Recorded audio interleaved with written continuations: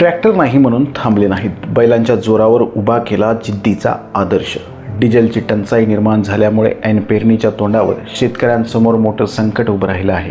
अशा कठीण परिस्थितीतही पांडुर्णा तालुका भोकर जिल्हा नांदेड येथील भगतसिंग शेतकरी गटातील शेतकरी सीताराम निमलवाड यांनी जिद्द, मेहनत आणि एकजुटीचा प्रेरणादायी आदर्श निर्माण केला आहे.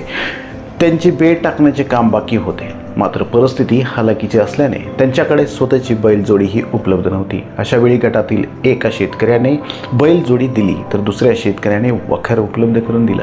ट्रॅक्टरची वाट पाहत न बसता सीताराम निमलवाड यांनी बैल वखराला जुंपले, मुलाला वर बसवले आणि स्वतः ट्रॅक्टरच्या तोडीस तोड बेड मारत शेतीचं काम सुरू केलं आहे.